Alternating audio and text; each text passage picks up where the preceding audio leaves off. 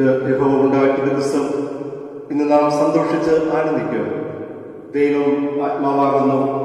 അവിടുത്തെ നമസ്കരിക്കുന്നവർ ആത്മാവിലും സത്യത്തിലും നമസ്കരിക്കുക. സകല ഉപവാസികളുമായുള്ളവരെ യഹോവയ്ക്ക് ആർപ്പിടുവിൻ. സന്തോഷത്തോടെ യഹോവയെ സേവിപ്പിൻ. സംഗീതത്തോടെ അവിടുത്തെ സന്നിധിയിൽ വരുവിൻ. യഹോവ തന്നെ ദൈവം എന്നറിയുവിൻ. അവിടെ നമ്മെ ഉണ്ടാക്കി നാം ദൈവത്തിലുള്ളവർ ആകുന്നു. നമുക്ക് കണ്ണുകളടച്ച് പ്രാർത്ഥിക്കാം. ഞങ്ങളെ അതിവാത്സല്യമായി സ്നേഹിക്കുന്ന ഞങ്ങളുടെ കർത്താവേ, ഞങ്ങളെ അറിയുന്ന ഞങ്ങളുടെ ദൈവമേ, ഈ വിശുദ്ധ ദിവസം കർത്താവേ, ഞങ്ങളുടെ സൃഷ്ടാവായ ത്രിയേക ദൈവത്തിന്റെ പാദപീഠത്തിൽ ഞങ്ങൾ അഭയം പ്രാപിക്കുന്നു. ഞങ്ങളുടെ ജീവിതത്തിന്റെ ഭയവും ഞങ്ങളുടെ ജീവിതത്തിന്റെ ആകുലതകളും അങ്ങേ ആരാധിക്കുന്നതിലൂടെ ഞങ്ങളുടെ മനസ്സുകളിൽ നിന്ന് മാറ്റണമേ.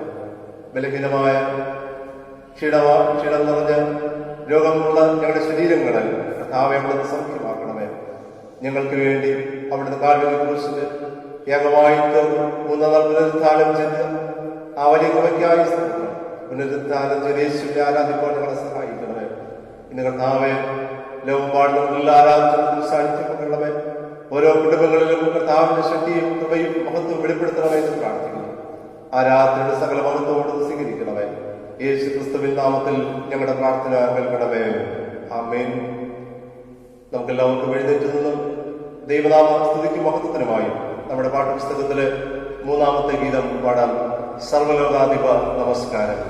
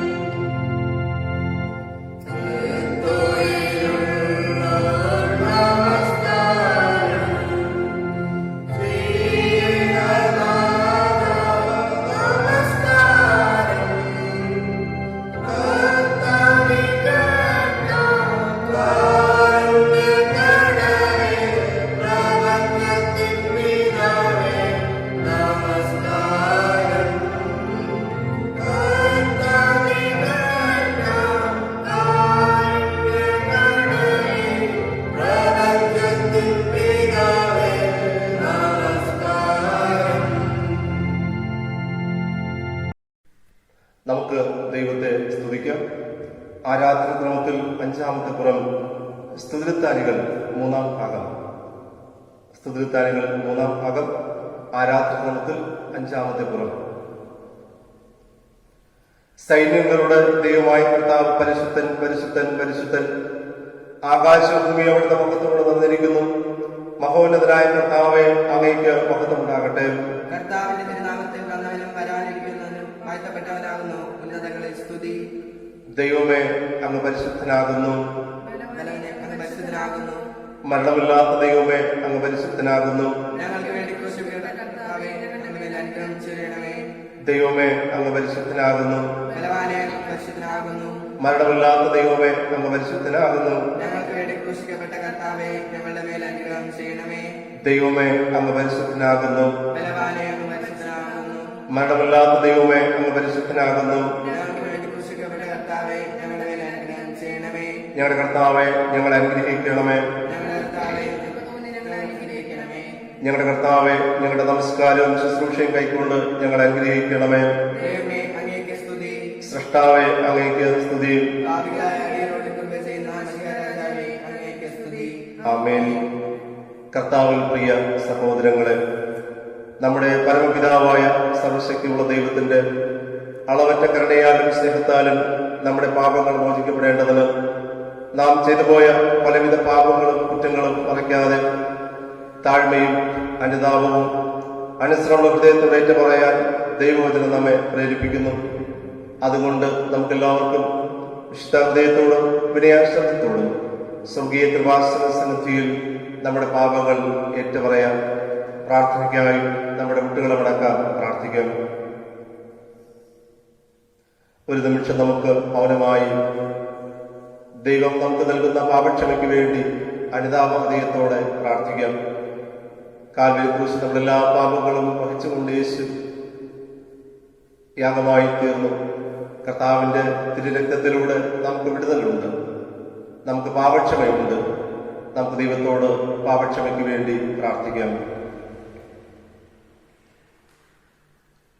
ഞാൻ എഴുന്നേറ്റ് അപ്പന്റെ അടുക്കൽ ചെന്ന് അവനോട്, അപ്പാ, ഞാൻ സ്വർഗത്തോടും അവിടത്തോടും പാപം ചെയ്തിരിക്കുന്നു. ഇനി അങ്ങയുടെ മകൻ എന്ന പേരിന് ഞാൻ യോഗ്യനല്ല. അങ്ങയുടെ കൂലിക്കാരൻ ഒരുത്തനെ പോലെ എന്നെ ആക്കണമേ എന്ന് പറയും എന്ന് പറഞ്ഞു. അനുതാപ പ്രാർത്ഥനയ്ക്കായി ആരാധനക്രമം 11-ാം പുറത്തിലെ 51-ാം സങ്കീർത്തനം 1 മുതൽ 12 വരെയുള്ള വാക്യങ്ങൾ നമുക്ക് ഒരുമിച്ച് പ്രാർത്ഥിക്കാം. ദൈവമേ, അങ്ങയുടെ ദൈവത്തക്കവണ്ണം എന്നോട് കൃപയുണ്ടാകണമേ. അങ്ങയുടെ കരുണയുടെ ബന്ധപ്രകാരം എന്റെ ലംഘനങ്ങളെ വായിച്ചു കളയണമേ. എന്നെ നന്നായി കഴുകി എന്റെ അകൃത്യം പോക്കണമേ. എന്റെ പാപം നീക്കി എന്നെ വെടിപ്പാക്കണമേ. എന്റെ ലംഘനങ്ങൾ ഞാൻ അറിയുന്നു. എന്റെ പാപം എപ്പോഴും എന്റെ മുമ്പിലിരിക്കുന്നു. അങ്ങയോട് തന്നെ ഞാൻ പാപം ചെയ്തു. അങ്ങേക്ക് അനിഷ്ടമായിട്ടും ഞാൻ ചെയ്തിരിക്കുന്നു. സംസാരിക്കുമ്പോൾ അങ്ങ് നീതിമാനായി, വിധിക്കുമ്പോൾ നമ്മളായി എനിക്കേണ്ടത് തന്നെ. ഇതാ ഞാൻ അകൃത്യത്തിനൊരുമായി പാപത്തിൽ എന്റെ അമ്മനെ നിർബന്ധിച്ചു. അന്തർഭാഗത്തിലെ സത്യമല്ലോ വഹിച്ചിരിക്കുന്നത്. അന്തരംഗത്തിലെ ജ്ഞാനം ഗ്രഹിപ്പിക്കണമേ. ഞാൻ നിർമ്മലാവടെ നീസോപ്പോടെ ശുദ്ധീകരിക്കണമേ. ഞാൻ ഇന്നത്തേക്കാൾ വിളക്കേണ്ടതിന് എന്നെ കഴിക്കണമേ. സന്തോഷമാണെന്നും എന്നെ കേൾക്കുമാറാക്കണമേ. അങ്ങയുടെ ശാസ്ത്രങ്ങൾ ഉല്ലസിക്കട്ടെ. എന്റെ പാപങ്ങൾ കാണാതെ വേണം അങ്ങയുടെ മുഖം മറയ്ക്കണമേ. എന്റെ അകൃത്യങ്ങളൊക്കെയും വായിച്ചു കളയണമേ. ദൈവമേ, നിർമ്മലമായ ഹൃദയം സൃഷ്ടിച്ച് സ്ഥിരമായ ആത്മാവിനെ പുതുക്കണമേ. അങ്ങയുടെ സന്നിധിയിൽ നിന്ന് എന്നെ തള്ളിക്കളയരുത്. അങ്ങയുടെ പരിശുദ്ധാത്മാവിനെ എന്നിൽ നിന്ന് വെടിക്കുകയും വരുത്. അവിടുത്തെ രക്ഷയുടെ സന്തോഷം എനിക്ക് തിരികെ തരണമേ. മനസ്സെടുക്കുമ്പോൾ ആത്മാവിന് എന്നെ താങ്ങണമേ. ആമേൻ. ഒരുത്തൻ പാപം ചെയ്തുവെങ്കിലും നീതിമാനായ യേശുക്രിസ്തു എന്ന കാര്യസ്ഥൻ നമുക്ക് പിതാവിന്റെ അടുക്കലുണ്ട്. അവിടുന്ന് നമ്മുടെ പാപങ്ങൾക്ക് പ്രായശ്ചിത്തമാകുന്നു. നമ്മുടെ ഇതിന് മാത്രമല്ല, സർവ്വലോകത്തിന്റെ പാപത്തിനും തന്നെ. നാം പാപം സംബന്ധിച്ച് മരിച്ചു നീതിക്ക് ജീവിക്കേണ്ടതിന് അവിടുന്ന് തന്റെ ശരീരത്തിൽ നമ്മുടെ പാപങ്ങൾ ചുമന്നുകൊണ്ട് ക്രൂശിന്മേൽ കയറി. അവിടുത്തെ അടിപ്പിടകൾ നമുക്ക് സൗഖ്യം വന്നിരിക്കുന്നു. എന്റെ നിമിത്തം ഞാൻ തന്നെ നിന്റെ അതിക്രമങ്ങൾ വായിച്ചു കളയുന്നു. നിന്റെ പാപങ്ങൾ ഞാൻ ഓർക്കുകയില്ല എന്ന് യഹോവയായ ദൈവം അരുളി ചെയ്യുന്നു. സർവശക്തനും കരുണയുള്ളവനുമായ കർത്താവ് പാപമോചനവും പാപവും ജീവിതം പുതുക്കുന്ന അവസരവും പരിശുദ്ധാത്മാവിന്റെ കൃപയും ആശ്വാസവും നിങ്ങൾക്ക് നൽകുമാറാകട്ടെ. ആമേൻ. ദൈവം നമുക്ക് നൽകുന്ന എല്ലാ കൃപകളെയും ഓർമ്മിച്ച് നമുക്ക് കർത്താവിന്റെ സന്നിധിയിൽ നമ്മുടെ അത്തരങ്ങൾ തുറന്ന് സ്തോത്രം ചെയ്യാം. കുടുംബമായി നന്ദി അർപ്പിക്കാം. ഒരു സഭയായി നമുക്ക് ദൈവത്തിന്റെ സന്നിധിയിൽ സ്തോത്രം ചെയ്യാം. ജീവിതത്തിൽ വേദനകളുണ്ട്, നിരാശകളുണ്ട്, അനർത്ഥങ്ങളുണ്ട്. നമ്മുടെ മധ്യത്തിലും കർത്താവിന്റെ കൃപ കൂടെയുണ്ട്. ദൈവം നമ്മെ പോറ്റി പുലർത്തുന്നു. ദൈവത്തിന്റെ അത്ഭുതകരമായ കൃപകൾക്ക് വേണ്ടി വഴികൾക്കായി സ്തോത്രം ചെയ്ത് പ്രാർത്ഥിക്കാം. ആരാധന ക്രമം 17-ാം പുറത്തിലെ പ്രാർത്ഥന നമുക്ക് ദൈവസന്നിധിയിൽ അർപ്പിക്കാം. ഓരോ പ്രാർത്ഥനയുടെ പിന്നാലെ കർത്താവെ ഞങ്ങളങ്ങയെ സ്തുതിക്കുന്നുവെന്ന് പ്രതിവാക്യമായി പ്രാർത്ഥിക്കാം. ഞങ്ങളുടെ മേലും ഞങ്ങളുടെ ജനങ്ങളുടെ മേലും അവിടുന്ന് കൃപയായി നൽകിയിട്ടുള്ള സകല ദാനങ്ങൾക്ക് വേണ്ടി, ഞങ്ങൾക്ക് തന്നിരിക്കുന്ന ജീവന് വേണ്ടിയും ഞങ്ങൾ ജീവിക്കുന്ന ഈ ലോകത്തിന് വേണ്ടിയും കർത്താവേ ഞങ്ങൾ അങ്ങയെ സ്തുതിക്കുന്നു. അവിടുത്തെ കൃപയാൽ ഞങ്ങൾ ഗ്രഹിച്ചിട്ടുള്ള സത്യത്തിനായും ഞങ്ങളുടെ ജീവിതത്തിൽ കാണുന്ന എല്ലാ നന്മയ്ക്കായും ദിവ്യമായ കാര്യങ്ങളിലേക്ക് ഞങ്ങളെ വഴിനടത്തുന്ന വിശ്വാസത്തിനായും പ്രത്യാശയ്ക്കായും കർത്താവേ ഞങ്ങൾ അങ്ങയെ സ്തുതിക്കുന്നു. ദൈവം സൃഷ്ടിച്ചിരിക്കുന്ന മനോഹരമായ ഈ പ്രപഞ്ചം പകൽ, രാത്രി, വേനൽ, മഴ, വിത, കൊയ്ത്ത്, സസ്യാദികൾ എന്നിവയ്ക്ക് വേണ്ടിയും കർത്താവേ ഞങ്ങൾ അങ്ങയെ സ്തുതിക്കുന്നു. സകല സന്തോഷങ്ങൾക്കായും ആശ്വാസങ്ങൾക്കായും കുടുംബസംബന്ധമായ അനുഗ്രഹങ്ങൾക്കായും സ്നേഹിതന്മാർക്കായും സാമൂഹ്യ ജീവിതത്തിലെ നിർമ്മല സന്തോഷം, സ്നേഹം, സഹതാപം എന്നിവയ്ക്കായും കർത്താവേ ഞങ്ങൾ അങ്ങയെ സ്തുതിക്കുന്നു. ഞങ്ങൾക്ക് തന്നിരിക്കുന്ന ഉപജീവന മാർഗങ്ങൾ, വിദ്യാഭ്യാസം, സാഹിത്യം, ശാസ്ത്രം, കല, സംസ്കാരം എന്നിവയ്ക്കായും കർത്താവേ ഞങ്ങൾ അങ്ങയെ സ്തുതിക്കുന്നു. സാമൂഹ്യ നീതിക്കും മർദ്ദിതരുടെ മോചനത്തിനും അവശരുടെ ഉദ്ധാരണത്തിനു വേണ്ടി പോരാടുന്ന ഭരണാധിപന്മാർ, സാമൂഹിക പ്രവർത്തകർ, നിയമനിർമ്മാതാക്കൾ, ശാസ്ത്രജ്ഞന്മാർ എന്നിവർക്കായും കർത്താവേ ഞങ്ങൾ അങ്ങയെ സ്തുതിക്കുന്നു. ദൈവം ദാനമായി നൽകിയിരിക്കുന്ന കുഞ്ഞുങ്ങൾ, യുവതി, യുവാക്കൾ, വിദ്യാർത്ഥികൾ എന്നിവർക്കായും കർത്താവേ ഞങ്ങൾ അങ്ങയെ സ്തുതിക്കുന്നു. അങ്ങയുടെ പുത്രനായ യേശുക്രിസ്തുവിനെ ഞങ്ങൾക്ക് നൽകിയവയ്ക്കായും പരിശുദ്ധാത്മാവിന്റെ സഹവാസത്തിനായും സഭയിലെ വിവിധ ശുശ്രൂഷകൾക്കായും കർത്താവേ ഞങ്ങൾ അങ്ങയെ സ്തുതിക്കുന്നു. മറ്റുള്ളവരെ ശുശ്രൂഷിക്കുന്നതിലൂടെ ക്രിസ്തുവിന്റെ സ്നേഹം വെളിപ്പെടുത്തുവാൻ ലഭിച്ചിരിക്കുന്ന സന്ദർഭങ്ങൾക്കായും കർത്താവേ ഞങ്ങൾ അങ്ങയെ സ്തുതിക്കുന്നു. നമുക്കൊരുമിച്ച് പ്രാർത്ഥിക്കാം. സ്നേഹവും നിറഞ്ഞ ദൈവമേ, ഞങ്ങളിപ്പോൾ ഞങ്ങളുടെ അത്തരങ്ങൾ കൊണ്ട് അങ്ങയെ സ്തുതിച്ചു. ഞങ്ങളെ തന്നെ അങ്ങ് പ്രതിഷ്ഠിച്ച് ജീവിക്കുന്നതിനും ജീവിതത്തിൽ അങ്ങയെ സ്തുതിക്കുന്നതിനും ഞങ്ങൾ കൃപ ചെയ്യണമേ. ഞങ്ങളുടെ പാറയും ഞങ്ങളുടെ വിടുവിപ്പുകാരനുമായ കർത്താവേ, ഞങ്ങളുടെ വായിലെ വാക്കുകളും ഹൃദയത്തിലെ ധ്യാനവും തിരുമുമ്പാകെ പ്രസാദമായിരിക്കുമാറാകട്ടെ. ആമേൻ. നമുക്കെല്ലാവർക്കും എഴുന്നേറ്റ് നിന്ന് 15-ാം സങ്കീർത്തനം വാക്യപ്രതിവാക്യമായി വായിക്കാം. 15-ാം സങ്കീർത്തനം വാക്യപ്രതിവാക്യമായി വായിക്കാം.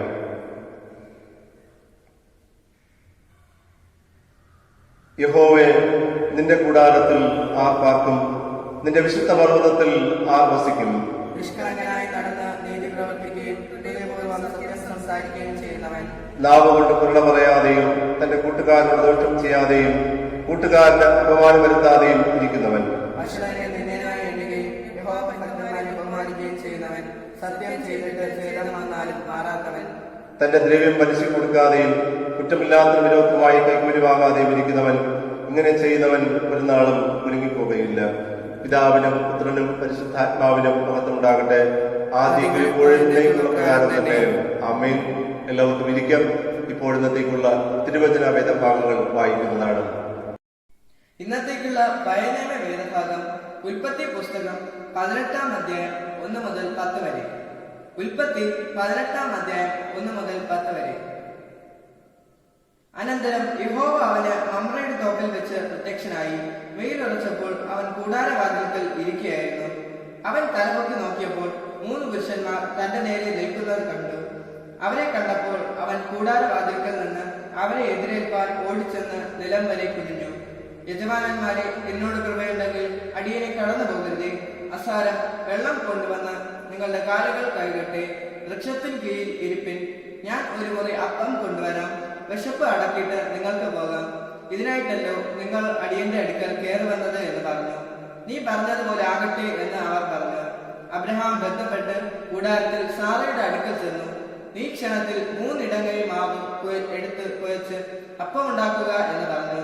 അബ്രഹാം പശുക്കൂട്ടത്തിൽ ഓടിച്ചെന്ന് ഇളയതും നല്ലതുമായൊരു കാളക്കുട്ടിയെ പിടിച്ച് ഒരു ബാല്യക്കാരന്റെ പക്കൽ കൊടുത്തു. അവൻ അതിനെ ക്ഷണത്തിൽ പാകം ചെയ്തു. പിന്നെ അവൻ വെണ്ണയും പാലും താൻ പാകം ചെയ്ത കാളക്കുട്ടിയെയും കൊണ്ടുവന്ന് അവരുടെ മുൻപിൽ വെച്ചു. അവരുടെ അടുക്കൽ വൃക്ഷത്തിൻ കീഴിൽ ശുശ്രൂഷിച്ചു നിന്നു. അവർ ഭക്ഷണം കഴിച്ചു. അവർ അവനോട്, നിന്റെ ഭാര്യ സാറ എവിടെ എന്ന് ചോദിച്ചതിന്, കൂടാരത്തിൽ ഉണ്ട് എന്ന് അവൻ പറഞ്ഞു. 1 ആണ്ട് കഴിഞ്ഞ് ഞാൻ നിന്റെ അടുക്കൽ മടങ്ങി വരും. അപ്പോൾ നിന്റെ ഭാര്യ സാറയ്ക്ക് ഒരു മകൻ ഉണ്ടാകും എന്ന് അവൻ പറഞ്ഞു. സാറ കൂടാരവാതിൽക്കൽ അവന്റെ പിൻവശത്ത് കേട്ടുകൊണ്ട് നിന്നു. ഇന്നത്തേക്കുള്ള ലേഖന വേദഭാഗം എബ്രായർക്ക് എഴുതിയ ലേഖനം 13-ാം അധ്യായം 1 മുതൽ 8 വരെയുള്ള വാക്യങ്ങൾ. എബ്രായർക്ക് എഴുതിയ ലേഖനം 13-ാം അധ്യായം 1 മുതൽ 8 വരെയുള്ള വാക്യങ്ങൾ. സഹോദര പ്രീതി നിലനിൽക്കട്ടെ, അതിഥി സൽക്കാരം മറക്കരുത്. അതിനാൽ ചിലർ അറിയാതെ ദേവദൂതന്മാരെ സൽക്കരിച്ചിട്ടുണ്ടല്ലോ. നിങ്ങളും തടവുകാർ എന്ന പോലെ തടവുകാരെയും നിങ്ങളും ശരീരത്തിൽ ഇരിക്കുന്നവരാകയാൽ കഷ്ടമനുഭവിക്കുന്നവരെയും ഓർത്തുകൊള്ളുവിൻ. വിവാഹം എല്ലാവർക്കും മാന്യവും കിടക്ക നിർമ്മലവും ആയിരിക്കട്ടെ. എന്നാൽ ദുർനടപ്പുകാരെയും വ്യഭിചാരികളെയും ദൈവം ഇരിക്കും. നിങ്ങളുടെ നടപ്പ് ദ്രവ്യാഗ്രഹമില്ലാത്തതായിരിക്കട്ടെ. ഉള്ളതുകൊണ്ട് തൃപ്തിപ്പെടുവിൻ. ഞാൻ നിന്നെ ഒരു നാളും കൈവിടുകയില്ല, ഉപേക്ഷിക്കുകയുമില്ല എന്ന് അവൻ തന്നെ അരുളി ചെയ്തിരിക്കുന്നുവല്ലോ. ആകയാൽ കർത്താവ് എനിക്ക് തുണ, ഞാൻ പേടിക്കില്ല. മനുഷ്യൻ എന്നോട് എന്തു ചെയ്യും എന്ന് നമുക്ക് ധൈര്യത്തോടെ പറയാം. നിങ്ങളോട് ദൈവവചനം പ്രസംഗിച്ച് നിങ്ങളെ നടത്തിയവരെ ഓർത്തുകൊള്ളും. അവരുടെ ജീവാവസാനം ഓർത്ത് അവരുടെ വിശ്വാസം അനുകരിപ്പിൻ. യേശുക്രിസ്തു ഇന്നലെയും ഇന്നും എന്നേക്കും അനന്യൻ തന്നെ.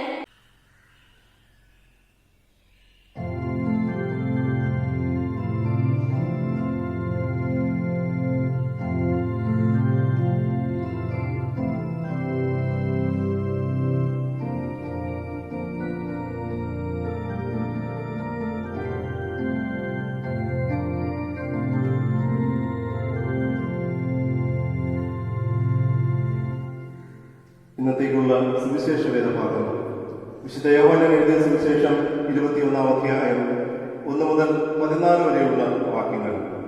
യോഹന്നാൻ എഴുതിയ സുവിശേഷം 21-ാം അധ്യായം 1 മുതൽ 14 വരെയുള്ള വാക്യങ്ങൾ. അതിനുശേഷം യേശു പിന്നെയും തിർത്തിയാസ് കടൽക്കരയിൽ വെച്ച് ശിഷ്യന്മാർക്ക് പ്രത്യക്ഷനായത് ഈ വിധം ആയിരുന്നു. ശിമോൻ പത്രോസും ദിദിമോസ് എന്ന തോമസും ഗലീലയിലുള്ള കാനയിലെ നത്തനയേലും സബദി മക്കളും അവന്റെ ശിഷ്യന്മാരിൽ വേറെ 2 പേരും ഒരുമിച്ച് കൂടിയിരുന്നു. ശിമോൻ പത്രോസ് അവരോട്, ഞാൻ മീൻ പിടിപ്പാൻ പോകുന്നു എന്ന് പറഞ്ഞു. ഞങ്ങളും പോരുന്നു എന്ന് അവർ പറഞ്ഞു. അവർ പുറപ്പെട്ട് പടക് കയറിപ്പോയി. ആ രാത്രിയിൽ ഒന്നും പിടിച്ചില്ല. പുലർച്ചെയായപ്പോൾ യേശു കരയിൽ നിന്നിരുന്നു. യേശു ആകുന്ന ശിഷ്യന്മാർ അറിഞ്ഞില്ല. യേശു അവരോട്, കുഞ്ഞുങ്ങളെ കൂട്ടുവാൻ വല്ലതുണ്ടോ എന്ന് ചോദിച്ചു. ഇല്ല എന്ന് അവർ ഉത്തരം പറഞ്ഞു. പടകിന്റെ വലത് ഭാഗത്ത് വല വീശുവിൻ, എന്നാൽ നിങ്ങൾക്ക് കിട്ടുമെന്ന് അവൻ അവരോട് പറഞ്ഞു. അവർ വീശി. മീനിന്റെ വലിപ്പം ഹേതുവായി അത് വലിപ്പാൻ കഴിഞ്ഞില്ല. യേശു സ്നേഹിച്ച ശിഷ്യൻ പത്രോസിനോട്, അത് കർത്താവാകുന്നു എന്ന് പറഞ്ഞു. കർത്താവാകുന്നു എന്ന് ശിമോൻ പത്രോസ് കേട്ടിട്ട് താൻ നഗ്നനാകിയാൽ അങ്കി അരയിൽ ചുറ്റി കടലിൽ ചാടി. ശേഷം ശിഷ്യന്മാർ കരയിൽ നിന്ന് ഏകദേശം 200 മുഴത്തിലധികം ദൂരത്തല്ലായികയാൽ മീൻ നിറഞ്ഞ വല ഇഴച്ചിക്കൊണ്ട് ചെറിയ പടകിൽ വന്നു. കരയ്ക്കിറങ്ങിയപ്പോൾ അവർ തീക്കനലും അതിന്മേൽ മീൻ വെച്ചിരിക്കുന്നതും അപ്പവും കണ്ടു. യേശു അവരോട്, ഇപ്പോൾ പിടിച്ച മീൻ ചിലത് കൊണ്ടുവരുവിൻ എന്ന് പറഞ്ഞു. ശിമോൻ പത്രോസ് കയറി 153 വലിയ മീൻ നിറഞ്ഞ വല കരയ്ക്ക് വലിച്ചു കയറ്റി. അത്ര വളരെ ഉണ്ടായിരുന്നിട്ടും വല കയറിയില്ല. യേശു അവരോട്, വന്നിൽ പ്രാതൽ കഴിച്ചുകൊള്ളുവിൻ എന്ന് പറഞ്ഞു. കർത്താവാകുന്നു എന്ന് അറിഞ്ഞിട്ട് ശിഷ്യന്മാർ ഒരുത്തനും നീ ആരെന്ന് അവനോട് ചോദിപ്പാൻ തുനിഞ്ഞില്ല. യേശു വന്ന് അപ്പമെടുത്ത് കൊടുത്തു. മീനും അങ്ങനെ തന്നെ. യേശു ശിഷ്യന്മാരിൽ നിന്ന് ഉയർത്തെഴുന്നതിന് ശേഷം ഇങ്ങനെ 3-ാം പ്രാവശ്യം ശിഷ്യന്മാർക്ക് പ്രത്യക്ഷനായി. ഇന്നത്തേക്കുള്ള വേദഭാഗങ്ങൾ വായിച്ചു അവസാനിച്ചു.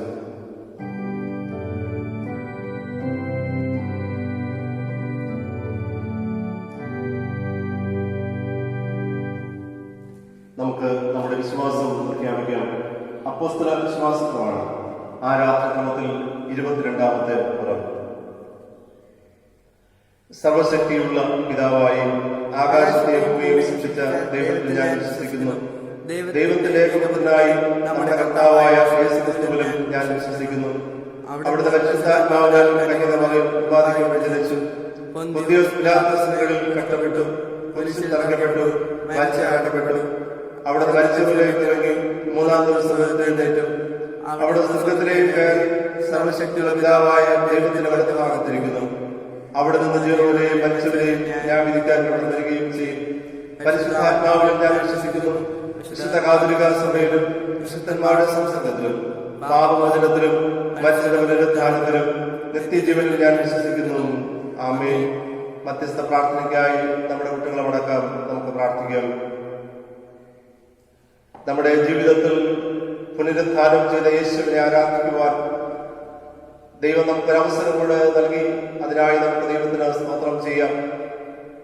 സർവശക്തനായ ത്രിയേക ദൈവത്തിന്റെ നാമത്തിൽ നമുക്ക് ഇന്ന് നമ്മുടെ ഭവനങ്ങളിലായിരുന്ന ദൈവത്തെ ആരാധിക്കാനുള്ള അവസരം കർത്താവ് നമുക്ക് നൽകുന്നു. ഈ ആരാധനയുടെ നിമിഷങ്ങൾക്കായി സ്തോത്രം ചെയ്യാം. നമ്മുടെ കുടുംബാംഗങ്ങളുമായിട്ട് ഒരുമിച്ച് ദൈവത്തെ മഹത്വപ്പെടുത്താൻ, ദൈവത്തെ സ്തുതിക്കാൻ നമ്മുടെ അധരങ്ങൾ തുറന്ന് കർത്താവിന്റെ സന്നിധിയിൽ സ്തോത്രം അർപ്പിച്ചുകൊണ്ട് നമുക്ക് ദൈവത്തെ ആരാധിക്കാം. ഒരു കുടുംബത്തിലെല്ലാവരും ഏകമനസ്സോടുകൂടെ ആയിരിക്കുന്ന നിമിഷങ്ങളിൽ സ്വർഗീയപിതാവിന്റെ സ്നേഹവും സാന്നിധ്യവും വെളിപ്പെടുവാൻ, യേശുവിന്റെ വലിയ കൃപ അനുഭവിക്കുവാൻ, ഓരോ കുടുംബങ്ങളിലും ദൈവത്തിന്റെ ആത്മാവിന്റെ ശക്തി വ്യാപരിക്കുവാൻ കർത്താവ് കൃപ ചെയ്യണമേ എന്ന് നമുക്ക് ദൈവത്തോട് പ്രാർത്ഥിക്കാം. നമ്മുടെ എല്ലാ കുടുംബങ്ങളെയും ദേശത്തിലെ മക്കളെയും നമ്മുടെ സമൂഹത്തെയും എല്ലാം ദൈവകരങ്ങളിൽ സമർപ്പിച്ച് പ്രാർത്ഥിക്കാം. നമ്മുടെ ലോകത്തിന് വേണ്ടി പ്രാർത്ഥിക്കാം.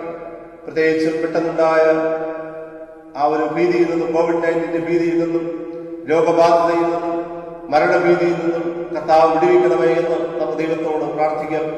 കർത്താവെ, ഈ നാളുകളിൽ ഞങ്ങൾ അനുഭവിക്കുന്ന പ്രയാസങ്ങൾ, ദൈവമേ, ഞങ്ങളുടെ ജീവിതത്തിന്റെ പ്രതിസന്ധികൾ, തടസ്സങ്ങൾ, ജീവിതത്തിൻ്റെതായ പരാജയ ഭീതികൾ ഇതൊക്കെയും മാറ്റി ഞങ്ങളെ വിടുവിക്കണമെന്ന് പ്രാർത്ഥിക്കുന്നു.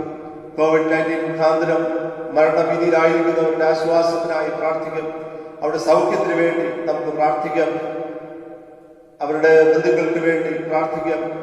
എല്ലാ സമൂഹങ്ങൾക്കായും പ്രാർത്ഥിക്കാം. ജനജീവിതം സ്തംഭിച്ചിരിക്കുന്ന ഈ നാളുകളിൽ, ഉപജീവനമാർഗം നഷ്ടപ്പെട്ടിരിക്കുന്ന ആളുകളിൽ, സാമ്പത്തിക ഞെരുക്കങ്ങളിൽ, ദാരിദ്ര്യത്തിൽ, പട്ടിണിയിലുമാകുന്ന നാളുകളിൽ ഇതിൽ നിന്ന് വിടുതൽ കർത്താവ് നൽകണമേ എന്ന് നമുക്ക് കടുതീരോടുകൂടെ ദൈവത്തോട് നിലവിളിച്ച് പ്രാർത്ഥിക്കും.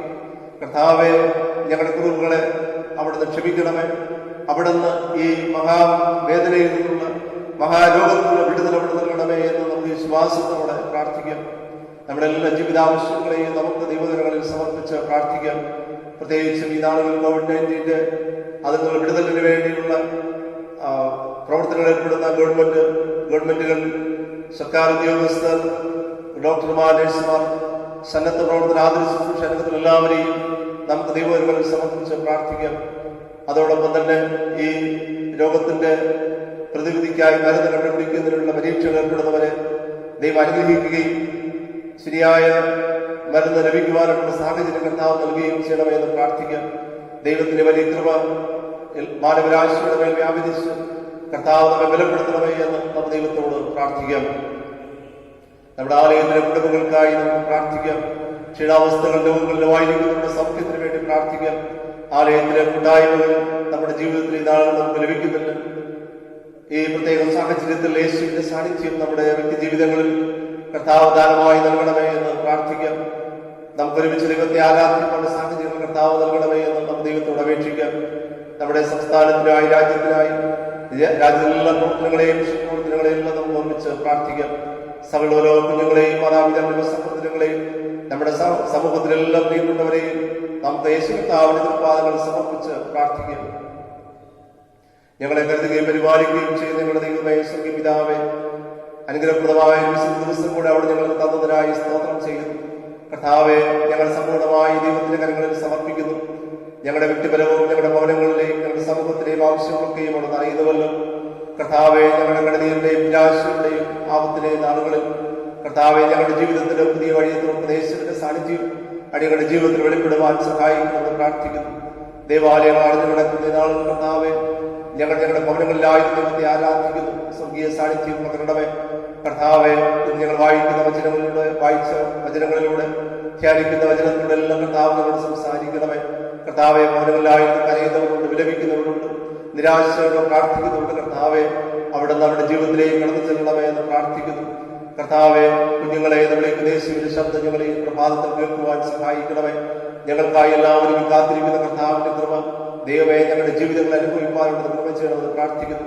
ഞാൻ ഓരോ അവസാനത്തോടുള്ള ആ നാൾ നമ്മളോട് കൂടെ ഉണ്ടെന്ന് പറഞ്ഞ കർത്താവേ, ദൈവമേ, അവിടെ ഞങ്ങളുടെ അടുക്കളയിലേക്ക് കടന്നു വന്ന് ഞങ്ങളുടെ ശാരീരികവും മാനസികവുമായ വേദനകളെ മാറ്റി, ഞങ്ങളുടെ മുറിവുകളെ അവിടെ നിന്ന് സൗഖ്യമാക്കി, ഞങ്ങളുടെ മനസ്സിന്റെ ഭാരങ്ങളെ മാറ്റി, ദൈവമേ, അവിടെ ഞങ്ങളെ ശക്തീകരിക്കണമേ എന്ന് പ്രാർത്ഥിക്കുന്നു. ഈ പകൽക്കാലം ആത്മാവിന്റെ ശക്തി അധികമധികം ഞങ്ങളുടെ ജീവിതത്തിൽ വെളിപ്പെടണമേ എന്ന് പ്രാർത്ഥിക്കുന്നു. രോഗികളായി ഭാരത്തിലായിരിക്കുന്നവരൊക്കെയും അത് സൗഖ്യമാക്കണമേ. ഞങ്ങളുടെ കുടുംബങ്ങളിൽ പല പ്രതിസന്ധികളും വേദനകളിലും ദാരിദ്ര്യമായിരിക്കുന്നവർക്കും അതുങ്ങൾ വിടുതൽ നൽകി അവിടെ അനുഗ്രഹിക്കണമെന്ന് പ്രാർത്ഥിക്കുന്നു. എല്ലാം ഞങ്ങൾ അവിടുത്തെ കരങ്ങളിൽ സമർപ്പിക്കുന്നു. യേശു ക്രിസ്തുവിൻ നാമത്തിൽ ഞങ്ങളുടെ പ്രാർത്ഥന കേൾക്കണമേ. ആമേൻ. സ്വർഗ്ഗസ്ഥനായ ഞങ്ങളുടെ പിതാവേ, തിരുനാമം ശുദ്ധീകരിക്കപ്പെടണമേ. തിരുരാജ്യം വരണമേ. തിരുഹിതം സ്വർഗ്ഗത്തിലെ പോലെ ഭൂമിയിലാകണമേ. ഞങ്ങൾക്ക് ആവശ്യമുള്ള ആഹാരം തരണമേ. ഞങ്ങളുടെ കടക്കാരങ്ങളെ ക്ഷമിക്കുന്ന പോലെ ഞങ്ങളുടെ പാപങ്ങളെ ഞങ്ങളോട് ക്ഷമിക്കണമേ. ഞങ്ങളുടെ പരീക്ഷയിൽ ലഭിക്കണമേ. രാജ്യവും ശക്തിയും മഹത്വവും ഇന്നേക്കുമെന്നുള്ളാകുന്നു. ആമേൻ. ദൈവവചന ശുശ്രൂഷയ്ക്ക് മുൻപായിട്ട് നമുക്കെല്ലാവർക്കും എഴുന്നേറ്റ് തോന്നും. നമ്മുടെ പാഠപുസ്തകത്തിലെ 446 പാട്ട് പാടാം. നിന്നിൽ ആശ്വാസം കാണാൻ, നിന്നിൽ ആശ്രയം വയ്ക്കാൻ. 446 ഗീതം.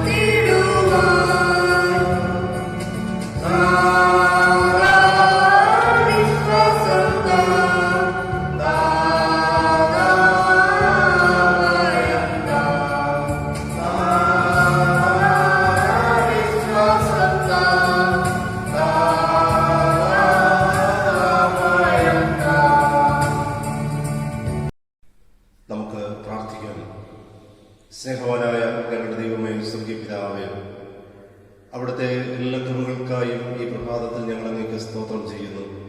കർത്താവിൻ്റെ സഹായവും സാന്നിധ്യവും കർത്താവെ ഞങ്ങളുടെ ഇന്നത്തെ ആരാധനയിൽ അവിടുന്ന് നൽകണമേ. പുനരുത്ഥാനം ചെയ്ത യേശുവിൻ്റെ സാന്നിധ്യം കൊണ്ട് ഞങ്ങളെ അനുഗ്രഹിക്കണമേ എന്ന് പ്രാർത്ഥിക്കുന്നു. ദൈവത്തിൻ്റെ ആത്മാവിൻ്റെ സന്തോഷം കർത്താവെ ഞങ്ങളുടെ ജീവിതത്തിൽ നിറഞ്ഞു നിൽപ്പാൻ അവിടുന്ന് കൃപ ചെയ്യണമേ. കർത്താവെ, അവിടുത്തെ വചനം ധ്യാനിക്കുവാൻ ഞങ്ങൾ ആരംഭിക്കുമ്പോൾ അവിടുത്തെ ആത്മാവിന്റെ ശബ്ദം ഞങ്ങളെ അവിടുന്ന് കേൾപ്പിക്കണമേ എന്ന് പ്രാർത്ഥിക്കുന്നു. പുനരുത്ഥാനം ചെയ്ത് ജീവിക്കുന്ന യേശുവിന്റെ സാന്നിധ്യം വചനത്തിലൂടെ ഞങ്ങൾക്ക് അറിയുവാൻ ഉള്ള കൃപ അവിടെ നൽകണമെന്ന് പ്രാർത്ഥിക്കുന്നു. എല്ലാ മഹത്വവും അവിടുന്ന് സ്വീകരിക്കണമേ. യേശു ക്രിസ്തുവിൻ നാമത്തിൽ ഞങ്ങളുടെ പ്രാർത്ഥന കേൾക്കണമേ. ആമേൻ. വീണ്ടും വരുന്നവനായ യേശു ക്രിസ്തുവിൻ നാമത്തിലുള്ള സ്നേഹവന്ദനം എല്ലാവരോടും അറിയിക്കുന്നു. ഒരു വിശുദ്ധ ദിവസം കൂടെ നമുക്ക് ദൈവത്തെ ആരാധിക്കുവാൻ കർത്താവ് നമുക്ക് ദാനമായി നൽകി. ഈ വിശുദ്ധ ദിവസവും നാം നമ്മുടെ ഭവനങ്ങളിൽ തന്നെയാണ്. നമ്മുടെ ജീവിതത്തിന്റെ ഒരു പ്രതിസന്ധിയായി COVID-19 എന്ന ആ ഒരു രോഗവും രോഗഭീതിയും ഒക്കെ ആയിരിക്കുന്നു.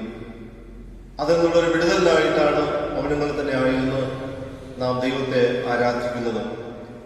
നമ്മുടെ എല്ലാ കുടുംബങ്ങളും ദേവാലയമായി മാറുന്നു എന്നത് ഏറെ സന്തോഷകരമായ ഒരു അനുഭവമാണ്. എന്നാൽ അതോടൊപ്പം തന്നെ തിരുവാലയത്തിൽ വന്ന് ദൈവത്തെ ആരാധിക്കുവാനുള്ള സാഹചര്യങ്ങൾ നമുക്ക് ലഭിക്കുന്നതിന് വേണ്ടി നാം എല്ലാവരും ദൈവത്തിന്റെ സന്നിധിയിൽ പ്രാർത്ഥിക്കുക. എല്ലാ കുടുംബങ്ങളുടെയും മാതാപിതാക്കളെയും കുഞ്ഞുങ്ങളെയും ഈ ആരാധനയിൽ സഹകരിച്ചുകൊണ്ടിരിക്കുന്ന എല്ലാവർക്കും ഒരിക്കൽ കൂടെ എല്ലാ നന്മകളും അനുഗ്രഹങ്ങളും പ്രാർത്ഥനകളും ഞാൻ അറിയിക്കുന്നു. നമ്മുടെ ജീവിതത്തിൽ നാം അതിഥികളായും ആതിഥേയരായിട്ടും മാറാറുണ്ട്. ആതിഥേയനെന്നാൽ അതിഥിയായി വരുന്നവരെ സ്വീകരിക്കുന്ന വ്യക്തിയാണ് ആതിഥേയൻ. നമ്മുടെ വീട്ടിൽ വരുന്നവരെയൊക്കെ നമ്മൾ സ്വീകരിക്കാറുണ്ട്. അവരോട് സ്നേഹ സംഭാഷണം ഏർപ്പെടാറുണ്ട്. അവർക്ക് ആവശ്യമായ ആഹാരമൊക്കെ നൽകി അവരെ സൽക്കരിക്കാറുണ്ട്. അതുപോലെ നാമും മറ്റുള്ളവരുടെ അതിഥിയായിട്ട് കടന്നു പോകാറുണ്ട്. അവിടെയൊക്കെ പലതരത്തിലുള്ള സ്വീകരണങ്ങളും ചിലപ്പോഴൊക്കെ തിരസ്കരണങ്ങളൊക്കെ നമ്മുടെ ജീവിതത്തിൽ ലഭിക്കാറുണ്ട്. ഇന്ന് ഉയർത്തെഴുന്നേൽപ്പിന് ശേഷമുള്ള രണ്ടാമത്തെ ഞായറാഴ്ച ദിവസമാണ്. ഇവിടെ ആതിഥേയനായിട്ട് വരുന്നത് യേശു ക്രിസ്തുവാണ്. അതിഥികൾ ക്രിസ്തുവിന്റെ ശിഷ്യന്മാരും അഥവാ നമ്മൾ ഓരോരുത്തരുമാണ്. ക്രിസ്തുവിന്റെ ആതിഥേയത്തിലേക്കുള്ള ക്ഷണം, ക്രിസ്തുവിന്റെ ആതിഥേയത്തിലേക്കുള്ള ക്ഷണം, ഇൻവിറ്റേഷൻ ടു ക്രൈസ്റ്റ് ഹോസ്പിറ്റാലിറ്റി എന്ന ചിന്താവിഷയമാണ് നമുക്ക് വചനത്തിൽ നിന്നും ധ്യാനിക്കേണ്ടുന്നത്. അപ്പോൾ ഈ ദിവസം നമ്മൾ യേശുവിന്റെ അതിഥികളാണ്. യേശു ആതിഥേയനാണ്. അതിഥിക്ക് ഒരു ആതിഥേയൻ ആവശ്യമാണ്. കാരണം ഒരു പ്രത്യേക ആവശ്യത്തിലിരിക്കുന്ന ഒരു വ്യക്തിയാണ് അതിഥിയായിട്ട് മാറുന്നത്. സുരക്ഷിതമായ ഒരു താമസ സ്ഥലമില്ലാത്ത വ്യക്തി, ആഹാരമില്ലാതെ ഇരിക്കുന്ന വ്യക്തി, വിശപ്പുള്ള വ്യക്തി, ഇവരൊക്കെയാണ് അതിഥികളായിട്ട് മാറുന്നത്. അവർക്കൊക്കെ ഒരു ആതിഥേയന്റെ, ഒരു സംരക്ഷകന്റെ, വിശപ്പടക്കുവാൻ ആഹാരം നൽകുന്ന ഒരു മനുഷ്യന്റെ, ഒരു വ്യക്തിയുടെ ആവശ്യമുണ്ട്. അതിഥി എന്ന വാക്ക് ഇന്ന് നമുക്ക് സുപരിചിതമാണ്. നമ്മുടെ സമൂഹത്തിൽ ഇന്ന് നമ്മൾ ഉപയോഗിക്കുന്ന ഒരു പദമാണ് അതിഥി തൊഴിലാളികൾ എന്നുള്ള പദം. അതിന്റെ അർത്ഥം തന്നെ ഇതാണ്: അവർക്ക് ഈ ദേശത്തിന്റെ സംരക്ഷണം ആവശ്യമാണ് എന്ന ഒരർത്ഥമാണ് ഉള്ളത്. നാം പരിചിതമില്ലാത്ത ഇടങ്ങളിലേക്ക് പോകുമ്പോൾ നമ്മുടെ സംരക്ഷണം ഒരുക്കുന്നത് ആതിഥേയരാണ്. ആതിഥേയരില്ലെങ്കിൽ അതിഥികളായിരിക്കുന്ന നമ്മുടെ ജീവിതം കഷ്ടത്തിലാണ്, അപരിചിതമായ ഇടങ്ങളിൽ. COVID-19 പശ്ചാത്തലത്തിൽ, ലോക്ക്ഡൌൺ കാലത്തിൽ നാം എല്ലാവരും അറിയുന്നത് പോലെ അനേകർ പെട്ടെന്ന് സുരക്ഷിതമില്ലാത്ത ഇടങ്ങളിലേക്ക് മാറ്റപ്പെട്ടു. പല യാത്രകളിലായിരുന്നവർക്ക് സ്വന്തം ഭവനങ്ങളിൽ തിരിച്ചെത്താനായിട്ട് സാധിച്ചില്ല. ഇങ്ങനെ തുടങ്ങി പലതരത്തിലുള്ള പ്രതിസന്ധികൾ അനേകർ അനുഭവിച്ചു.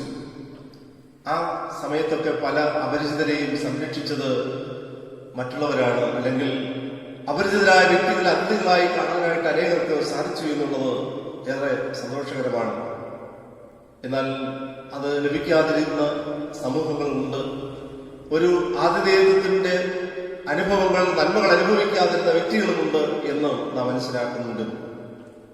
നമ്മൾ മിഷൻ ഫീൽഡില് സന്ദർശനത്തിനൊക്കെ പോകുമ്പോൾ മനസ്സിലാക്കിയിട്ടുള്ള ഒരു കാര്യമാണ് അവിടെയുള്ള പ്രത്യേക ആതിഥ്യ മര്യാദകൾ.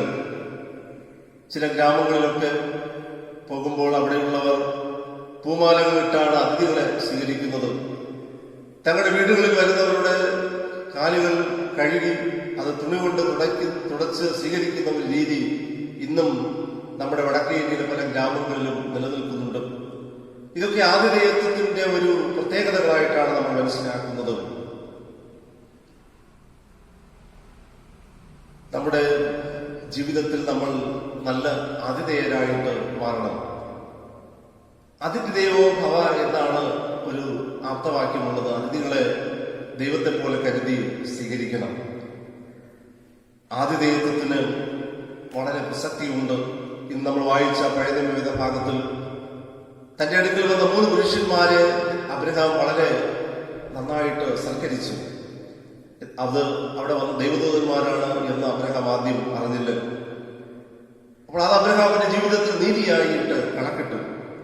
ഇബ്രാഹിം 13-ാം അധ്യായം 1-ാമത്തെ വാക്യത്തിൽ പറയുന്നത് സഹോദരപ്രീതി നിലനിൽക്കട്ടെ, അതിഥി സൽക്കാരം മറക്കരുത് എന്നാണ്. എന്നാൽ ഇന്ന് കാലം മാറി. നമുക്ക് അപരിചിതരായിട്ട് നമ്മുടെ അടുക്കൽ വരുന്നവരെ സ്വീകരിക്കാനോ അല്ലെങ്കിൽ അവരോട് സംസാരിക്കാനോ ഉള്ള സാഹചര്യം ഇല്ല. നമ്മുടെ ഭവനങ്ങളിൽ അപരിചിതരായി വരുന്നവരെ നമ്മൾ മാറ്റി നിർത്താറുണ്ട്. കാരണം അവർ അക്രമികളാണോ അല്ലെങ്കിൽ അവര് മോഷ്ടാക്കളാണോ എന്നൊന്നും നമുക്ക് അറിയില്ല. ആരെയും വിശ്വസിക്കാൻ സാധിക്കാതിരിക്കുന്ന ഒരു കാലത്തിലാണ് നമ്മൾ ജീവിക്കുന്നത്.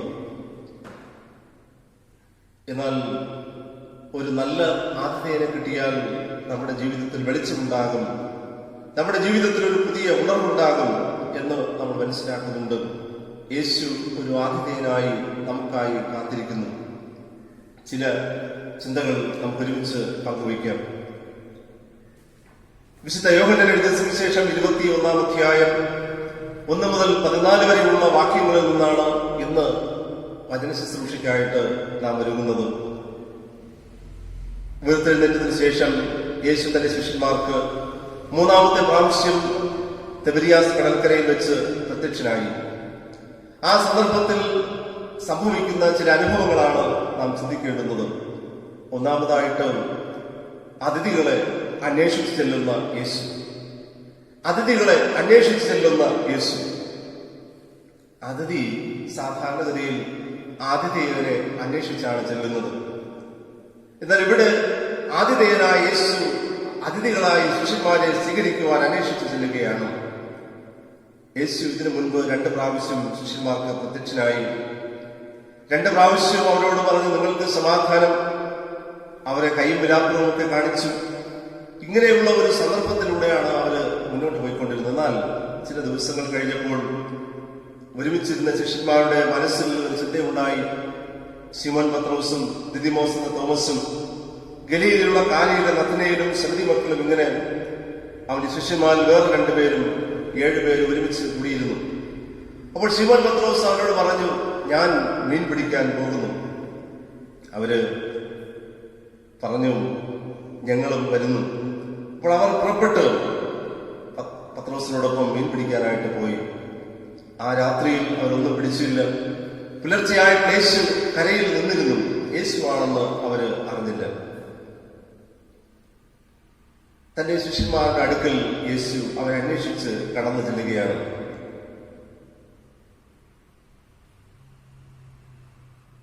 തന്നെ ഉപേക്ഷിച്ച് പോയവരാണ് ശിഷ്യന്മാർ. അവര് അവിടെ പറയുന്നതനുസരിച്ച് ഒരു രാത്രി മുഴുവൻ അധ്വാനിച്ചിട്ടും അവർക്കൊന്നും ലഭിച്ചില്ല. യേശു അവരോട് ചോദിച്ചു, കുഞ്ഞുങ്ങളെ കൂട്ടുവാൻ വല്ലതുണ്ടോ എന്ന് ചോദിച്ചു. ഇല്ല എന്ന് അവർ ഉത്തരം പറഞ്ഞു. പരാജയത്തിലായിരുന്ന ശിഷ്യന്മാരുടെ അടുക്കലേക്കാണ് യേശു കടന്നു ചെല്ലുന്നത്. ആതിഥേയനായ യേശു കടന്ന് അവരെ അന്വേഷിച്ച് ചെല്ലുമ്പോൾ അതിഥികളായി വരുന്നവരിൽ നിന്ന് ഒരു നേട്ടവും യേശുവിന് ലഭിക്കില്ല. കാരണം അവര് വിലയില്ലാത്തവരാണ്, അവർ പരാജിതരാണ്, അവരുടെ കയ്യിൽ ഒന്നും തന്നെയില്ല. അങ്ങനെയുള്ള വ്യക്തിയുടെ അടുക്കലേക്കാണ് യേശു ആതിഥേയനായിട്ട് കടന്നു ചെല്ലുന്നത്. അതിഥികളായി കടന്നു വരുന്നവര് കുറെ ദൂരം അവരുടെ അടുക്കിലേക്ക് മുന്നോട്ട് പോയി സ്വീകരിക്കുന്നതും അവര് മടങ്ങിപ്പോകുമ്പോൾ കുറെ ദൂരം അവരെ അനുഗമിക്കുന്നതും നല്ല മര്യാദയാണ്. നാം കാണുന്ന ഒരു വസ്തുതയാണ്. വിമാനത്താവളങ്ങളിലൊക്കെ വിദേശത്തിലുള്ള ഭരണാധിപന്മാർ വരുമ്പോൾ നമ്മുടെ രാജ്യത്തിലെയോ സംസ്ഥാനത്തിലെയോ ഭരണാധിപന്മാരൊക്കെ അവിടെ പോയി അവരെ സ്വീകരിച്ചാണ് കൊണ്ടുവരുന്നത്. അതുപോലെ അവർ മടങ്ങിപ്പോകുമ്പോൾ അവരെ തിരിച്ചയക്കാൻ വേണ്ടി കൂടെ അനുഗമിക്കുന്ന പതിവാണ്. ഇത് സൂചിപ്പിക്കുന്നത് ആ അതിഥിയുടെ മാന്യതയും പദവിയും അംഗീകാരവുമാണ്. ഈ വരുന്ന അതിഥി തങ്ങൾക്ക് വിലപ്പെട്ടവരാണ് എന്ന ഒരു സൂചനയാണ് ആതിഥേയർ അതിഥികളെ കുറെ ദൂരം പോയി സ്വീകരിക്കുന്നതും കൂടെ അനുഗമിക്കുന്നതുമല്ല. തിബിരിയാസ് കടൽക്കരയിൽ ഒരു പുലർച്ചയിൽ പരാജയ ഭീതിയോടുകൂടെ കരയിലേക്ക് നിരാശയോടെ കടന്നു വരുന്ന വ്യക്തിയുടെ അടുക്കിലേക്ക് യേശു കടന്നു ചെല്ലുമ്പോൾ യേശു അവരോട് പറയുകയാണ്, നിങ്ങൾ എന്റെ അതിഥികളാണ്, നിങ്ങൾ എനിക്ക് വിലപ്പെട്ടവരാണ്, നിങ്ങളോടൊപ്പം ഞാനുണ്ട്, ഒരു പുതിയ വഴിയിലേക്ക് നയിക്കുവാൻ ഞാൻ നിങ്ങളുടെ അടുക്കൽ വരുന്നു എന്ന് പറഞ്ഞാണ് യേശു അവരുടെ അടുക്കൽ ചെല്ലുന്നത്. അതിഥികളെ അന്വേഷിച്ചെല്ലുന്ന യേശു അതിഥികളുടെ പദവി അനുസരിച്ച് ആതിഥേയത്വത്തിന്റെ രീതികളും മാറുന്ന ഒരു ലോകത്തിലാണ് നമ്മൾ ജീവിക്കുന്നത്. പദവികളും സ്ഥാനമാനങ്ങളും ഒക്കെയുള്ള ഒരു അതിഥിയാണ് വരുന്നതെങ്കിൽ ആതിഥേയൻ വളരെ സന്തോഷത്തിലും അവരെ സ്വീകരിക്കുന്നതിന് നല്ല ഒരുക്കങ്ങളൊക്കെ നടത്തുന്നു. എന്നാൽ സാമൂഹിക പദവികളോ സ്ഥാനമാനങ്ങളോ ഇല്ലാത്ത ഒരാളാണെങ്കിൽ അവരെ സ്വീകരിക്കുന്നതിന് അത്ര തരത്തിലുള്ള ഒരുക്കങ്ങളും നടത്താറില്ല. എന്നാൽ അതിൽ നിന്നൊക്കെ വിരുദ്ധമായി പരാജിതരായിരിക്കുന്ന യേശു തന്റെ ശിഷ്യന്മാരെ അതിഥികളായി കൈക്കൊണ്ട് അവരുടെ അടുക്കൽ അങ്ങോട്ട് പോയി അവരെ സ്വീകരിക്കുന്ന യേശു നല്ല ഒരു ആതിഥേയനാണ്. നമ്മുടെ ജീവിതത്തിൽ, നമ്മുടെ സാമൂഹിക ജീവിതത്തിൽ പ്രിയപ്പെട്ടവരെ, ഈ ലോകത്തിലെ പദവികളും സ്ഥാനമാനങ്ങളും പരിഗണിക്കാതെ എല്ലാവരും ഒന്നായി കരുതുവാനും എല്ലാവരെയും മനുഷ്യരെ അംഗീകരിക്കാനും എല്ലാവരെയും സ്നേഹിക്കാനും സാധിക്കുന്ന ക്രിസ്തുവിന്റെ മനസ്സാണ് കർത്താവ് നമുക്ക് കാണിച്ചു തരുന്നത്. യേശുവിന്റെ സ്നേഹം അന്വേഷിച്ചു ചെല്ലുന്ന സ്നേഹമാണ്. നമ്മുടെ ജീവിതത്തിൽ നമ്മയും ചേർക്കുവാൻ അന്വേഷിച്ചു വരുന്ന യേശുവിന്റെ സ്നേഹത്തെ ഈ വിശുദ്ധ ദിവസത്തിന്റെ പ്രഭാതത്തിൽ നമ്മൾ കണ്ട് കർത്താവിന്റെ വാക്കുകൾക്ക് നമ്മൾ മറുപടി പറയുക. രണ്ടാമതായിട്ട് ലക്ഷ്യം നൽകുന്ന ആതിഥേയനാണ് യേശു. നമ്മുടെ ജീവിതത്തിൽ ലക്ഷ്യം നൽകുന്ന ആതിഥേയനാണ് യേശു. രാത്രി മുഴുവനും അധ്വാനിച്ചിട്ടും ഒന്നും ലഭിക്കാതെ കരയിലേക്ക് വരുന്ന പത്രോസിനെയും കൂട്ടുകാരും യേശു കണ്ടു. അവർ പരാജിതരാണ്. യേശു കരയിൽ നിന്ന് അവരോട് വിളിച്ച് സംസാരിച്ചു.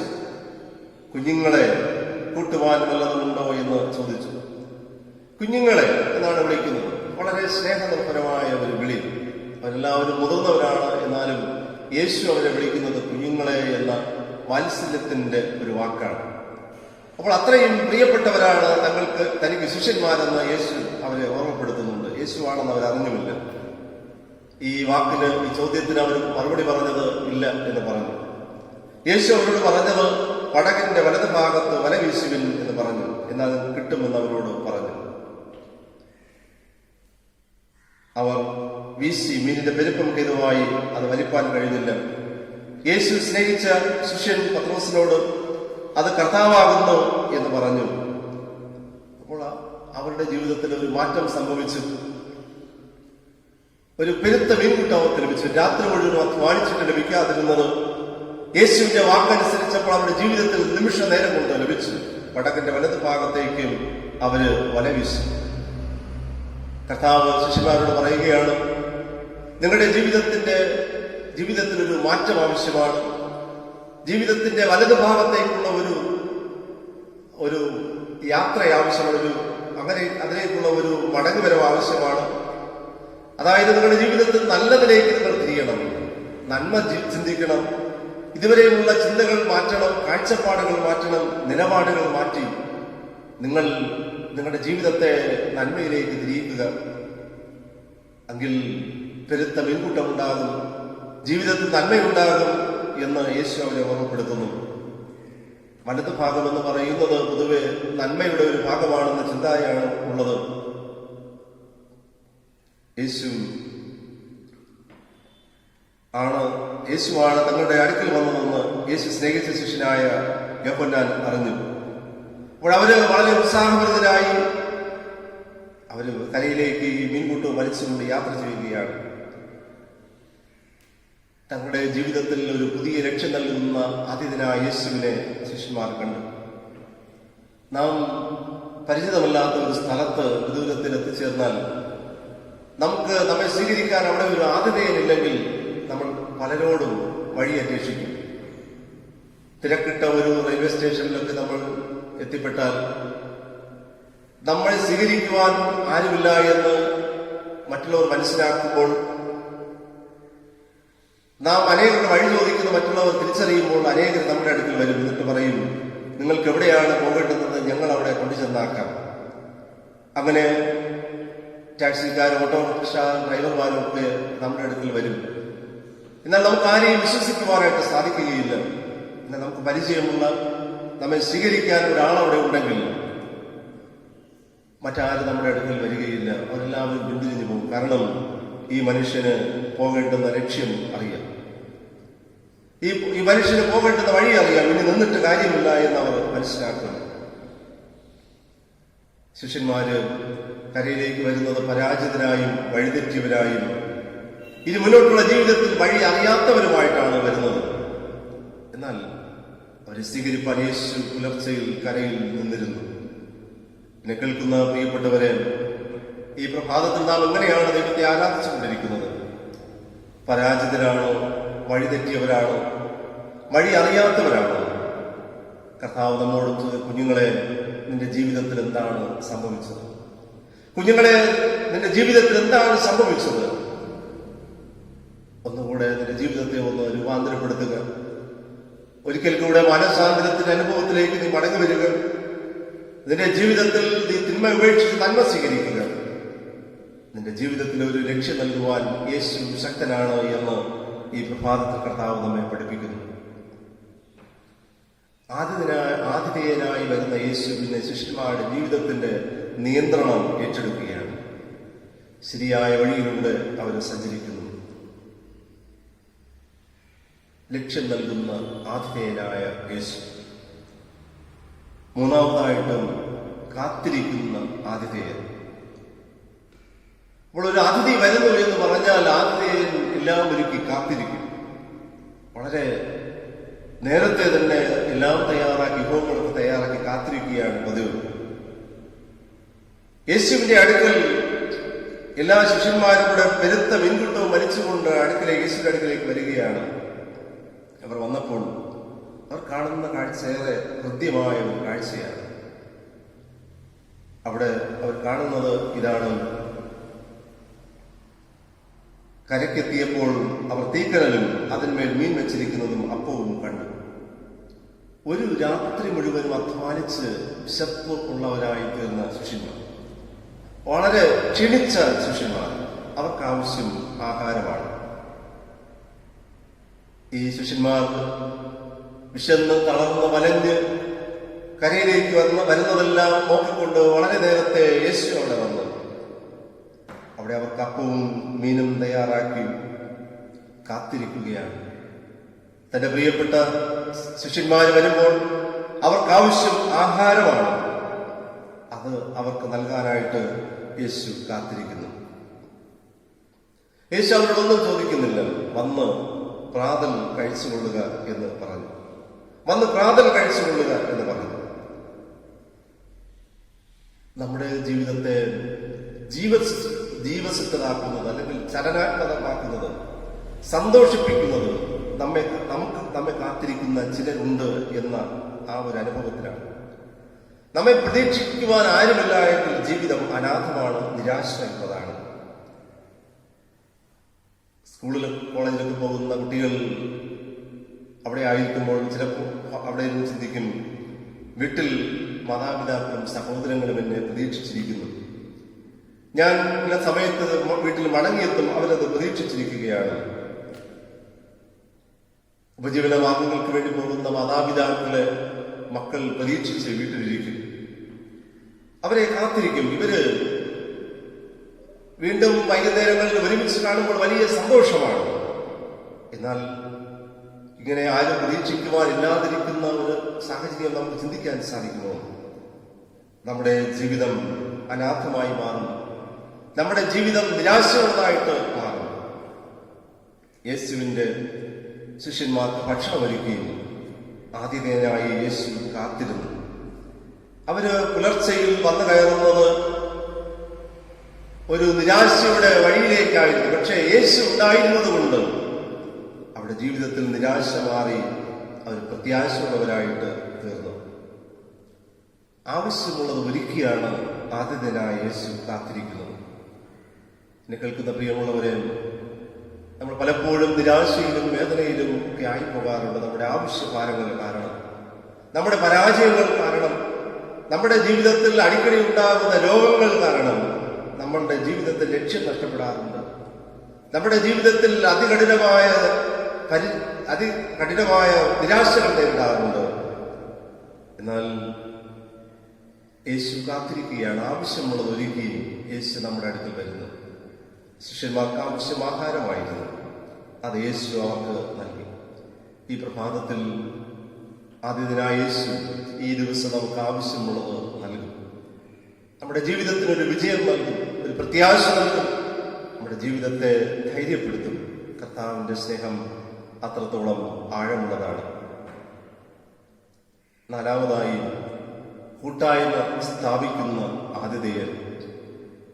ഈ സംഭവങ്ങളെല്ലാം കഴിഞ്ഞു. യേശു നൽകിയ ആഹാരം അവർ കഴിച്ചു. അതിനുശേഷം ഏറെ ഹൃദ്യമായ ഒരു സംഭാഷണമാണ് യേശുവും പത്രോസും തമ്മിൽ നടക്കുന്നത്. യേശു പത്രോസിനോട് ചോദിച്ചു, ഇവരിലധികമായിട്ട് നീ എന്നെ സ്നേഹിക്കുന്നു പത്രോസ്? പത്രോസ് പറഞ്ഞു, ഞാൻ കർത്താവേ. ആ ചോദ്യം 3 പ്രാവശ്യം ആവർത്തിച്ചു. പത്രോസ് ഒടുവിൽ വളരെ വിഷമിച്ച് യേശുവിനോട് എല്ലാം കർത്താവേ നീ അറിയുന്നു എന്ന് പറഞ്ഞു. എന്റെ കുഞ്ഞാടുകളെ പാലിക്കുക എന്നുള്ള നിയോഗം പത്രോസിന് നൽകി.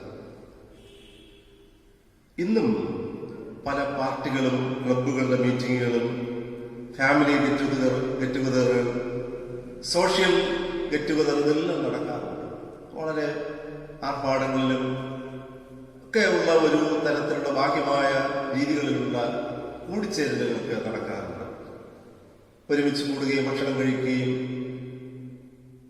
ഒരു പരിധിവരെ പറഞ്ഞാൽ കുറച്ച് പ്ലാസ്റ്റിക് ചിരികളോടുകൂടെയൊക്കെ വന്ന് ഇങ്ങനെ തങ്ങളുടെ സോഷ്യൽ സ്റ്റാറ്റസ് ഒക്കെ പ്രകടിപ്പിച്ചിട്ട് മടങ്ങിപ്പോകുന്ന ഫെലോഷിപ്പുകളൊക്കെ ഉണ്ട്, കൂട്ടായ്മകളൊക്കെ ഉണ്ട്. അല്ലെങ്കിൽ അങ്ങനെയുള്ള ചില പാർട്ടികളൊക്കെ പലരും സംഘടിപ്പിക്കാറുണ്ട്. എന്നാൽ ഇത് കഴിഞ്ഞാൽ എന്താണ് സംഭവിക്കുന്നത്? ഒരു ബന്ധവുമില്ല. അവരവരുടെ ജീവിതത്തിലേക്ക് മടങ്ങിപ്പോകുന്നു. അവരവർ സ്വന്തം ജീവിതത്തിന്റെ നിരാശകളിലേക്കും പരാജയങ്ങളിലേക്കും വേദനകളിലേക്കും മടങ്ങിപ്പോകും. ആർക്കും ഒരു ബന്ധവുമില്ല. ആരും ആരെയും ആശ്വസിപ്പിക്കാറില്ല, ആരും ആരോടുമൊന്നും സംസാരിക്കാറില്ല, തങ്ങളുടെ വേദനകളൊന്നും പങ്കുവയ്ക്കാറില്ല. ഇത് ആ ഒരു ആഹാരം കഴിക്കുകയോ അല്ലെങ്കിൽ ഒരുമിച്ച് വരുന്ന അരമണിക്കൂർ 1 മണിക്കൂർ മാത്രം നിൽക്കുന്ന ചില മീറ്റിങ്ങുകളായിട്ട് ഈ മീറ്റിങ്ങുകൾ മാത്രമായിട്ട് മാറും. എന്നാൽ യേശു ഇങ്ങനെയുള്ള ഒരു ക്ലബിലെ മീറ്റിങ്ങോ മാനേജ്മെന്റോ നടത്തുന്ന ഒരാളല്ല. അങ്ങനെയുള്ള ചില പാർട്ടികൾ നടത്തുന്ന ഒരു ആതിഥേയനല്ല. യേശു ശിഷ്യന്മാരോട് കൂടെ എപ്പോഴും ഇരിക്കുന്ന ഒരു ബന്ധം സ്ഥാപിക്കുകയാണ്. അങ്ങനെ ശിഷ്യന്മാരെ എപ്പോഴും അറിയുന്ന കൂടെ ഇരിക്കുന്ന ഒരു ബന്ധം സ്ഥാപിക്കുകയാണ്. പത്രോസിനോട് പറഞ്ഞു, നീ എന്റെ വേല ചെയ്യുക, നീ എന്റെ വേല ചെയ്യുക എന്ന് പറഞ്ഞു. ആതിഥേയനായ യേശുവിനെ പിരിഞ്ഞ് ഇനി ഒരു ജീവിതം ശിഷ്യന്മാർക്ക് ഉണ്ടാകാനായിട്ട് പാടില്ല. കാരണം ആരും വരാതിരുന്നപ്പോൾ വന്നവനാണ് യേശു, ആരും കാത്തിരിക്കാനില്ലാതിരുന്നപ്പോൾ കാത്തിരുന്നവനാണ് യേശു. യേശു മാത്രം മതി. അങ്ങനെ ഒരു ആഹാരം കഴിച്ച് പിരിയുന്ന നിസ്സാരമായ ഒരു ആതിഥേയത്വത്തിലേക്കല്ല ക്രിസ്തു നമ്മെ ക്ഷണിക്കുന്നത്.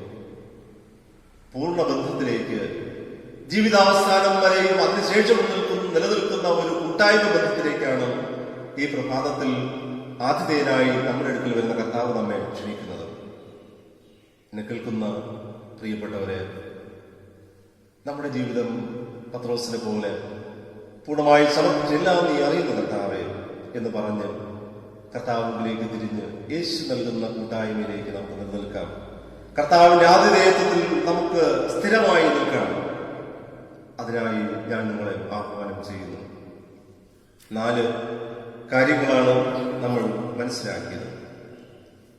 യേശുവാണ് നമ്മുടെ ആതിഥേയൻ. അതിഥികളെ അന്വേഷിച്ചെല്ലുന്ന യേശു, നമ്മുടെ ജീവിതത്തിൽ ഒരു ലക്ഷ്യം നൽകുന്ന ആതിഥേയനായ യേശു, കാത്തിരിക്കുന്ന ആതിഥേയൻ, കൂട്ടായ്മ സ്ഥാപിക്കുന്ന ആതിഥേയൻ. ഈ പ്രഭാതം മുതൽ ക്രിസ്തുവിന്റെ ആതിഥേയത്വത്തിലേക്ക് എല്ലായ്പ്പോഴും പ്രവേശിപ്പാനും നിലനിൽപ്പാനും എന്റെ പ്രിയപ്പെട്ടവരെ ദൈവം എല്ലാവരെയും സഹായിക്കട്ടെ. ആമേൻ. സമാപന പ്രാർത്ഥനയ്ക്കും ആശീർവാദത്തിനും മുമ്പായിട്ട് നമുക്കെല്ലാവർക്കും എഴുന്നേറ്റ് നിന്ന് 212 പാട്ട് ഒരുമിച്ച് പാടാം. നിത്യകാല പാറയെ നിന്നിൽ ഞാൻ ഒളിക്കട്ടെ.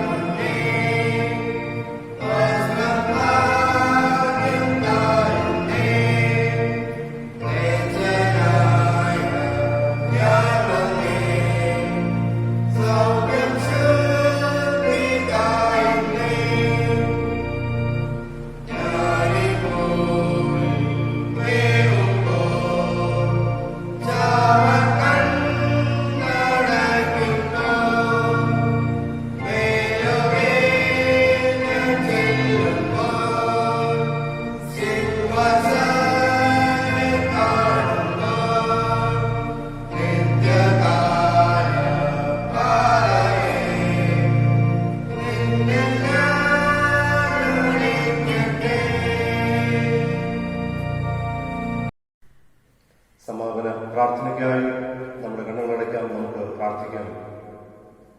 മഹാപരിശുദ്ധനായ ഞങ്ങളുടെ കർത്താവേ, ഈ വിശുദ്ധ ദിവസം ഞങ്ങൾക്ക് അങ്ങേ ആരാധിക്കുവാൻ ലഭിച്ച അവസരത്തിനായി സ്തോത്രം ചെയ്യുന്നു. ഞങ്ങളെ സ്വീകരിപ്പാൻ ഒരു ആതിഥേയനായി കടന്നു വരുന്ന യേശുവിന്റെ സ്നേഹം അടിയങ്ങളുടെ ജീവിതത്തിൽ അനുഭവിച്ച് മുന്നോട്ട് ജീവിപ്പാൻ അവിടുന്ന് കൃപ ചെയ്യണമേ. ഞങ്ങളുടെ ഭവനങ്ങളിലേക്ക് അവിടുന്ന് കടന്നു വരണമേ. ഞങ്ങളുടെ ജീവിതങ്ങളിലേക്ക് അവിടുന്ന് കടന്നു വന്ന് ഞങ്ങളെ ശുദ്ധീകരിക്കണമെന്ന് പ്രാർത്ഥിക്കുന്നു. കർത്താവെ, ഞങ്ങളുടെ കുറവുകൾ, ഞങ്ങളുടെ പാപങ്ങൾ, ഞങ്ങളുടെ ബലഹീനതകൾ പരിഗണിക്കാതെ കർത്താവെ അവിടെ ഞങ്ങളെ ചേർന്ന് കൊള്ളുന്ന ദൈവമാകെ തിരുനാമത്തിന് സ്തോത്രം ചെയ്യുന്നു. കർത്താവെ, ഇന്ന് അങ്ങേ ആരാധിച്ചുള്ള മക്കളെയും അവിടുത്തെ സ്വർഗീയ കൃപയിലും ആത്മാവിന്റെ സന്തോഷത്തിലും ബലപ്പെടുത്തണമെന്ന് പ്രാർത്ഥിക്കുന്നു. എല്ലാ കുടുംബങ്ങളെയും അവിടുന്ന് ശക്തീകരിക്കുകയും അനുഗ്രഹിക്കുകയും ചെയ്യണമേ. എല്ലാ ഭവനങ്ങളിലും അവിടുന്ന് സ്വർഗീയ പിതാവായി വസിക്കണമേ എന്ന് പ്രാർത്ഥിക്കുന്നു. കർത്താവെ, ഞങ്ങളുടെ ജീവിതത്തിൽ ആവശ്യമുള്ളതെല്ലാം ഒരുക്കി കാത്തിരിക്കുന്ന യേശുവിന്റെ നിത്യമായ സ്നേഹത്തിൽ ഞങ്ങൾക്ക് മുന്നോട്ട് ജീവിപ്പാനും കർത്താവിന് വേണ്ടി വേല ചെയ്യുന്നവരായി ജീവിപ്പാനും ഞങ്ങളെ സഹായിക്കണമേ. എല്ലാ മഹത്വവും ഞങ്ങൾ യേശു കർത്താവിന്റെ കരങ്ങളിൽ സമർപ്പിച്ച് പ്രാർത്ഥിക്കുന്നു. ദൈവമേ, പ്രാർത്ഥന കേട്ട് ഞങ്ങളെ തുടർന്ന് പരിപാലിക്കണമേ. ക്രിസ്തു മുഖാന്തരം ഞങ്ങളുടെ പ്രാർത്ഥന കേൾക്കണമേ. ആമേൻ. വിശ്വാസത്തോടെ നമുക്ക് ആശീർവാദം സ്വീകരിക്കാം. സകല ബുദ്ധിയും കവിയുന്ന ദൈവസമാധാനം നിങ്ങളുടെ ഹൃദയങ്ങളെ നിലവിളെ ക്രിസ്തുവേശുവിൽ കാക്കട്ടെ. പിതാവും പുത്രനും പരിശുദ്ധാത്മാവുമായ ത്രിയേക ദൈവത്തിന്റെ അനുഗ്രഹവും കൂട്ടായ്മയും എല്ലായ്പ്പോഴും നിങ്ങളുടെ കൂടെ ഇരിക്കുമാറാകട്ടെ. ആമേൻ.